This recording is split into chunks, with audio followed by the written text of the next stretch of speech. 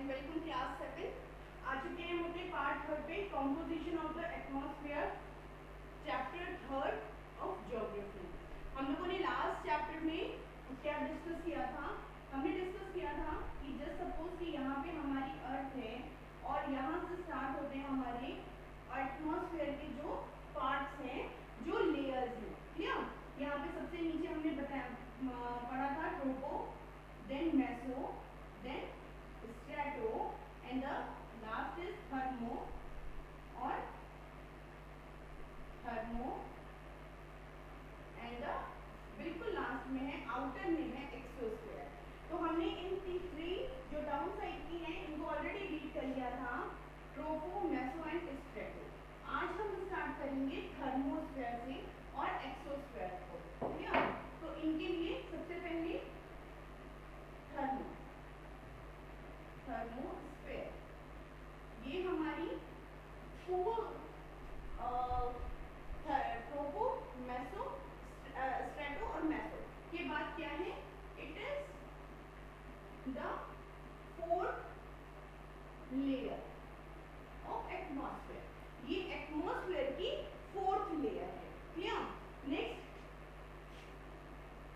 It is thinner, बहुत ज्यादा पतली लेयर है। गैसेस की जो क्वांटिटी है, गैसेस का जो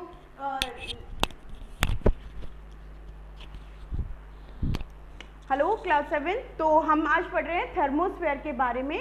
thermosphere it is the fourth layer, it is thinner. Okay, ये थिनर लेयर है, सबसे ज़्यादा पतली है। आज हम इसके बारे में पढ़ रहे हैं और यहाँ से हम स्टार्ट करेंगे नेक्स्ट पॉइंट थर्मोस्फेयर का। This is the this absorb the UV lights, it absorb the UV light, ये UV लाइट को absorb कर लेती है। अब थिनर होती है, लेकिन थिनर होने के बावजूद ये क्या करती है? बहुत ज़्यादा लाइट को absorb कर लेती है। नेक्स्ट पॉइंट आता है, height is 700 kilometre from the earth surface. 700 kilometre height, okay, from the surface of अर्थ के सरफेस से लगभग इसकी जो हाइट है वो 700 किलोमीटर अबव है। Next is temperature rises approximately 2200 degree Celsius. इतना ज़्यादा टेम्परेचर होता है क्योंकि ये हमारी जो अल्ट्रा वायलेट लाइट्स हैं उनको एब्जॉर्ब करती है, जिसकी वजह से इसका टेम्परेचर इतना ज़्यादा रेज हो जाता है, बढ़ जाता है। इसी का एक पार्ट है आइनोस्फेयर। इसका क्या पार्ट है? आइनोस्फेयर। ओके, आइनोस्फेयर सबसे पहली बात आपको समझ में आ जाएगा कि थर्मोस्फेयर का ही पार्ट है। सेकेंड थिंग, इट हेल्प इनके एक्सटेंट की बात करते हैं कि इट एक्सटेंड्स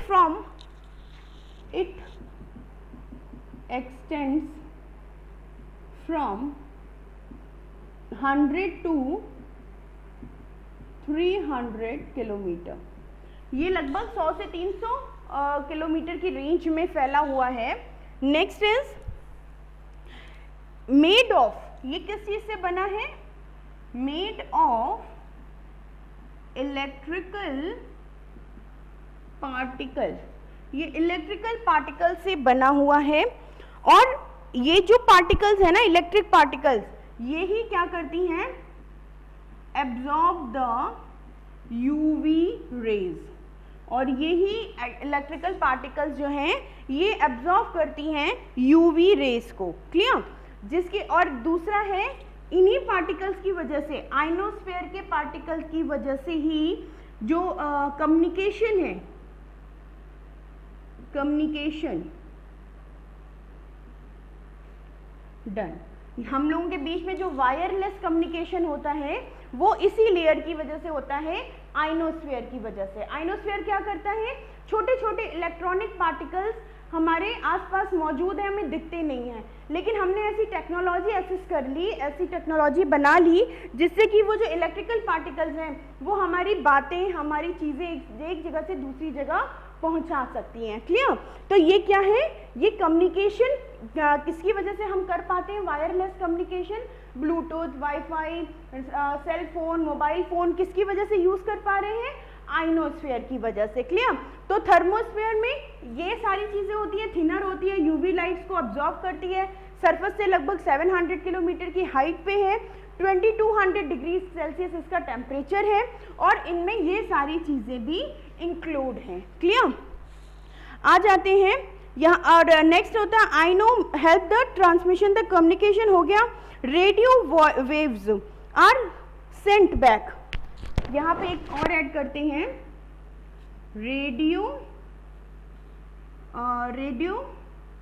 जो नेटवर्क है ना, रेडियो का जो वेव्स हैं, okay, radio waves sent to the earth. जैसे सैटेलाइट है ना, हमारे यहाँ स्पेस में कोई जाते हैं ना, एस्ट्रोलॉजिस्ट जाते हैं, एस्ट्रोनॉट्स जाते हैं, तो एस्ट्रोनॉट्स क्या करते हैं, हमारा उनसे कम्युनिकेशन कैसे बन पाता है, just because of ionosphere. Ionosphere के जो छोटे छोटे पार्टिकल्स हैं वो हमें हेल्प करते हैं कम्युनिकेशन को एक जगह से दूसरी जगह भेजने में। जैसे आपने देखा होगा, जब आप किसी बहुत अंदर कमरे में हैं या बहुत ज़्यादा बारिश हो रही है तो क्या होता है, हमारे नेटवर्क इशू आते हैं ना, फ़ोन सही से नहीं चलता, नेट नहीं चलता, बातों में बीच में खड़खड़ ऐसे आवाज़ आती है, क्योंकि उस टाइम क्या होता है, जो ये आइनोस्फेयर है इसकी लेयर डिस्टर्ब होती है बारिश की वजह से, आंधी की वजह से, और जिस वजह से कि हमारे ये सारे डिस्टर्बेंस कम्युनिकेशन में आते हैं। तो यहाँ पे ये कंप्लीट होता है थर्मोस्फेयर। एंड नेक्स्ट हम स्टार्ट करते हैं, हमारा लास्ट है एक्सोस्फेयर। सबसे लास्ट की लेयर है, जो कि आप कह सकते हो स्पेस से सबसे पहली है, बाहरी तरफ से सबसे पहली है, और अंदरूनी तरफ से, अर्थ की तरफ से सबसे नीचे की है। कौन सी है? एक्सोस्फेयर। एक्सोस्फेयर की बात करें, नाम से ही समझ में आ रहा है, एक्सोस्फेयर मतलब सबसे बाहरी परत, सबसे एग्जिट का जो दरवाजा होता है उसकी बात कर रहे हैं हम। तो सबसे पहला पॉइंट ही हो जाएगा, it is the outer most layer. ये कैसी लेयर है? आउटर मोस्ट लेयर, सबसे बाहरी परत है। It extends from 700 kilometres to 800 kilometres तक ये एक्सटेंड है फ्रॉम अबव द ग्राउंड। जो हमारा ग्राउंड है ना, जो हमारा सरफेस है, अबव द ग्राउंड, ग्राउंड से सबसे आखिरी में, सबसे लास्ट तक 700 to 800 तक ये एक्सटेंड करती है। नेक्स्ट बात करते हैं, गैसेस गेट थिनर। यहाँ तक आते आते जो हमारी गैसेस हैं वो कैसी हो जाती हैं? गेट थिनर, बहुत ज़्यादा पतली हो जाती हैं। नेक्स्ट आते हैं THINNER, थिनर। नेक्स्ट आते हैं टेम्परेचर इंक्रीजेस। टेम्परेचर इंक्रीजेस, तो टेम्परेचर इंक्रीज होते हुए इसका कितना पहुंच जाता है? लगभग टेम्परेचर इंक्रीजेस, और इंक्रीज होते होते अप्रॉक्स ये 4500 डिग्री सेल्सियस तक पहुंच जाता है। लगभग बहुत ज़्यादा टेम्परेचर है ना। तो एक्सोस्फेयर की इतनी बातें हैं, बहुत ज़्यादा इसमें नहीं है। आउटर मोस्ट लेयर है 700 से 800 अबव द ग्राउंड, इसका एक्सटेंशन है। गैसेस गेट थिनर, यहाँ तक आते आते गैसेस लगभग फैलने लगती हैं स्पेस में, इसलिए ये बहुत ज़्यादा पतली परत है, इसकी जो डेंसिटी है वो बहुत ज़्यादा थिन है। Next the temperature increases 4500 degree Celsius, इसका टेम्परेचर बढ़ते बढ़ते या इतना ज़्यादा रेज हो जाता है कि 4500 डिग्री सेल्सियस तक पहुंच जाता है। तो ये हमने अपने फिनिश कर लिए लेयर्स को। एटमॉस्फेयर की जो लेयर्स होती हैं, ट्रोफो, स्ट्रेटो, मेसो, थर्मो और लास्ट इज एक्सो। यहाँ तक हमने बात खत्म कर ली। लेकिन आपको क्या लगता है कि एयर में बस इतनी चीज़ें हैं? नहीं, एयर एक और चीज़ ऐड करता है जिसका नाम है मॉइस्चर। क्या ऐड करता है एयर अपने अंदर? मॉइस्चर। अब मॉइस्चर क्या होता है? हम लोग बोलते हैं ना मॉइस्चराइज कर लेते हैं, है ना, मॉइस्चर लगा लेते हैं ना, लगाते हैं ना क्रीम वगैरह, मॉइस्चर का नरिश करते हैं अपने स्किन को। तो मॉइस्चर मीन्स नम करना, बहुत ज़्यादा जो हार्ड है उसको नम करना। अब हार्ड क्या है, ड्राई विंड, हॉट विंड, है ना, इनको नम करने का काम जो होता है उसको हम बोलते हैं मॉइस्चर। अब इन ड्राई विंड और हॉट विंड में प्लस वाटर, तो ये क्या बन जाएगा, ये बन जाएगा मॉइस्चर। एयर में क्या ऐड हो जाएगा, वाटर के साथ ही क्या हो जाएगा, मॉइस्चर। एयर में मॉइस्चर आ जाएगा, नमी आ जाएगी। चलिए इसको और डिटेल में समझते हैं। मॉइस्चर, जब आप जैसे देखोगे जितना ज़्यादा रेनी सीजन होगा, जितनी ज़्यादा बारिश होगी आसपास, उतना ज़्यादा ये हमारा जो मॉइस्चर है वो उतना ज़्यादा एयर में रहता है। इसको हम डिफरेंट तरीके से पढ़ते हैं। जैसे अब माना जाता है कि 0.0001% हाइड्रोस्फीयर हमको पता है ना, हाइड्रोस्फीयर कहाँ मिलता है हमें, ये 0.0001% हाइड्रोस्फीयर यानी कि मॉइस्चर यानी कि वाटर हमें मिलता है एयर में। कहाँ मिलता है ये हमें, एयर में, या फिर हम कह सकते हैं एटमॉस्फेयर में। तो पानी जो हमारी अर्थ पे है, सी, ओशन, रिवर, लेक, पॉन्ड्स, है ना, उसके साथ साथ एयर में भी पानी है जिसको हम मॉइस्चर कहते हैं, और इसकी क्वांटिटी कितनी है, 0.0001%। चलिए नेक्स्ट लेते हैं अब यहां से समझते हैं वाटर वेपर को। वाटर वेपर क्या होते हैं, ठीक है, वाटर वेपर। अब ये वाटर वेपर क्या है, वाटर वेपर क्या है, जब हमारी हवा चल रही है, हमको पता है मॉलिक्यूल्स के बारे में, ठीक है, गैसेस के मॉलिक्यूल्स कैसे होते हैं, एयर के मॉलिक्यूल्स बहुत ज़्यादा दूर दूर होते हैं, ठीक है, उनके बीच में स्पेस होता है। तो वो जो स्पेस है, जब वो गर्म हवा, ये जो ड्राई विंड या हॉट विंड है, जब ये चलती है धीरे धीरे, तो ये क्या करती है कि अपने ये जो खाली स्पेस दिख रहे हैं ना, इसमें वाइट वाइट, ये जो खाली स्पेस है, इसमें क्या करती है, थोड़ी थोड़ी जगह पे वाटर को एब्जॉर्व कर लेती है। एग्जाम्पल आपको देते हैं, जैसे आप सूखने के लिए कपड़े धूप में डालते हो, देखा है, सब डालते हैं, रोज डालते हैं।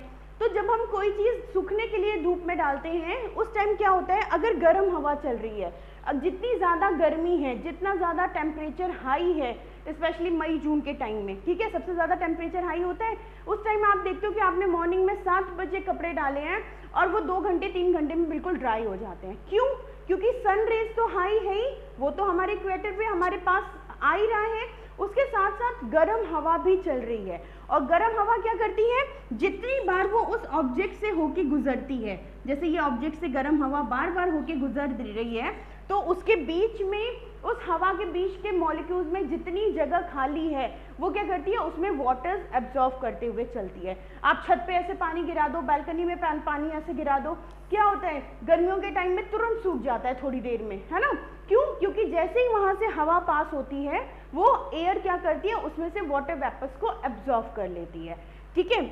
अब ये, इनको हम क्या कहते हैं, वाटर वेपर। वाटर वेपर्स हमारे 3 तरीके से होते हैं, 3 टाइप्स के होते हैं, सॉलिड, लिक्विड और गैसेस, ठीक है। अब यहाँ से आप एक चीज़ और साइंस की पढ़ते आ रहे हो बहुत छोटी क्लास से, कि जो हमारा वाटर है ये एक ऐसा फॉर्म है जो कि सॉलिड में भी है आइस के नाम से, जो कि लिक्विड में भी है वाटर के नाम से, और जो कि गैसेस में भी है ये इवेपोरेशन या फिर वाटर वेपर के नाम से। क्लियर। तो आज अब हम हवा के साथ साथ एयर कॉम्पोजिशन के साथ साथ बात करेंगे अपने वाटर वेपर की, हाइड्रोस्फीयर की। लगभग दोनों का मिक्सचर है आपका इसमें, ठीक है। यहाँ तक बात क्लियर हो गई। वाटर वेपर सॉलिड, लिक्विड और गैसेस में होता है। जब भी जितनी ज़्यादा ड्राई और हॉट विंड्स चलती हैं, वाटर वेपर एब्जॉर्ब करते हुए चलती हैं, और उन्हीं को हम बोलते हैं वाटर वेपर्स, ठीक है। उन वाटर पार्टिकल्स को जो एयर एब्जॉर्ब करती है उसको ही हम वाटर वेपर कहते हैं। चलिए अब हम बात करते हैं इन 3 के बारे में, और उससे पहले इस मॉइस्चर, अब मॉइस्चर आपको समझ में आ गया, हवा में जो नमी होती है वो कैसे होती है। आपने देखा है जितने जब रेनी सीजन होता है तो चिपचिप होता है, हमेशा स्वेटिंग होती रहती है ना, पसीना होता रहता है। क्यों? और जितनी ज़्यादा लू चलती है, आप धूप में पेड़ के नीचे बैठे हो, गर्म हवा चल रही है लेकिन फिर भी आपका पसीना सूख जाएगा। क्यों सूख जाएगा? क्योंकि जब हवा आपके पास से निकल रही है तो वो आपके पसीने को, वाटर को एब्जॉर्ब कर ले रही है, ठीक है। लेकिन जब बारिश के टाइम पे मौसम ठंडा है और फिर भी आप कहीं एक कमरे में बैठे हो, पेड़ के नीचे बैठे हो, तो आपको स्वेटिंग होगी, जैसे अभी थोड़ी बहुत मुझे भी हो रही है, ठीक है। तो स्वेटिंग होगी क्यों? क्योंकि आसपास का जो एनवायरनमेंट है, आसपास का जो एटमॉस्फेयर है, उसमें वाटर वेपर ऑलरेडी मौजूद है।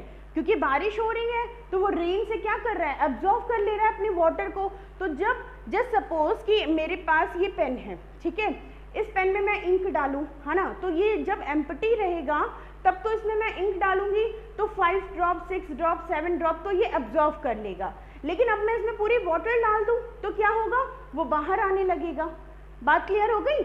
जब तक ये खाली है, जैसे हमारे जो एयर मॉलिक्यूल्स हैं, जब तक उनमें स्पेस रहता है तब तक तो वो क्या करते हैं, वाटर को एब्जॉर्ब करते रहते हैं, जैसे कि इंक को एब्जॉर्ब करता है। लेकिन जस्ट सपोज कि उसने इतने सारे वाटर वेपर भर लिया अपने अंदर कि अब उसके पास जगह ही नहीं है, तो वो क्या करेगा, वो ओवरफ्लो कर देगा, वो बाहर की तरफ फेंक देगा।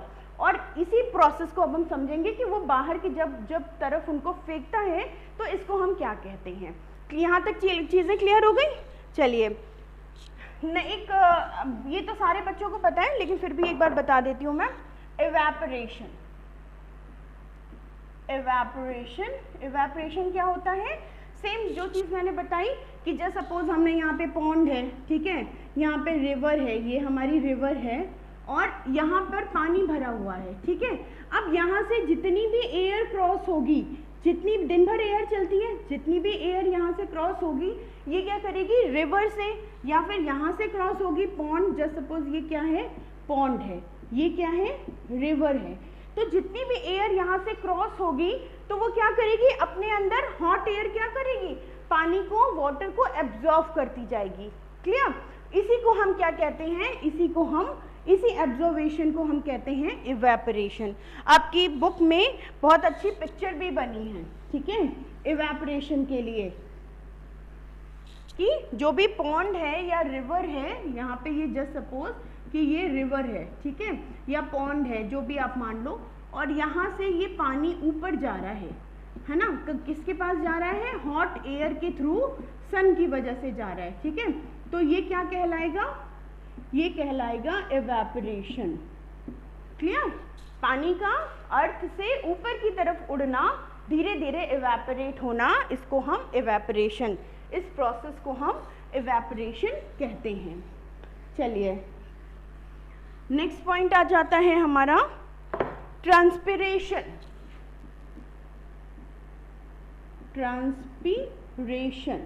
अब ये ट्रांसपिरेशन क्या है?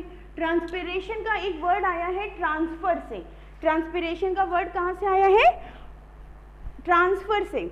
अब ये ट्रांसफर कैसे? जस्ट सपोज ये हमारी लैंड है, ठीक है, अब यहाँ पे जो ये हमारा ट्री है, ठीक है, अब ट्री में क्या है, लीव्स हैं, ठीक है, ये क्या है, लीव्स हैं हमारी, ये है ना। अब ट्री है, ट्री के नीचे यहाँ पे रूट्स हैं, तो जब भी रेन होगी तो कहाँ जाएगी, पानी यहाँ पे जाएगी, सॉइल में।